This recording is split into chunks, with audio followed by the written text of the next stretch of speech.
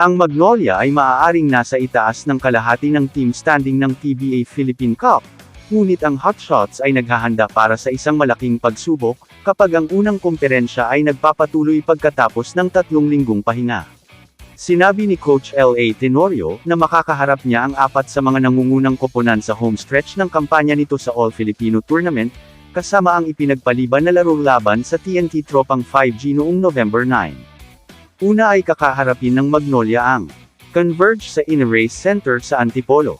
Ang Hotshots at Fiber X Ears ay nagtataglay ng magkaparehong 5-2 na record, sa isang 4-way na tabla sa number 2, kasama ang Tropang 5G at defending champion na San Miguel Beermen.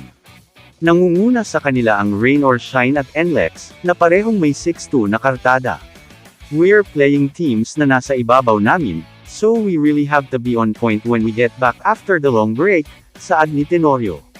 Who takes his active duty as Gilas Pilipinas deputy coach for the FIBA window, where the national team faces Guam in the first round of the 2027 World Cup Asian Qualifiers.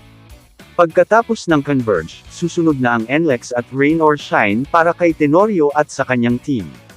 Lalabanan ng Hotshots ang Road Warriors sa Inner-Race Montalban sa December 7, at pagkatapos ay bibiyahe sa Bahrain para sa isang sagupaan sa December 15 kasama ang Elasto Painters, sa Khalifa Sports City Stadium, bilang bahagi ng pagdiriwang ng ika-50 anibersaryo ng PBA. Sa pagbabalik nito, ay ang pagtatapos ng Hotshots sa kanilang kampanya, sa elimination round laban sa TNT sa December 21 sa Araneta Coliseum, isang laro na unang nakatakda noong November 9 sa Inner-Race Center Montalban, ngunit kinailangang ipagpaliban dahil sa Super Bagyong Uwan.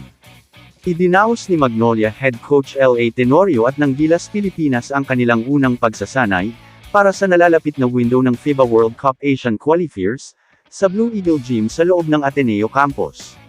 Si Tenorio ay nagsisilbing isa sa mga coaching staff ng Gilas Pilipinas head coach na si Tim Cone.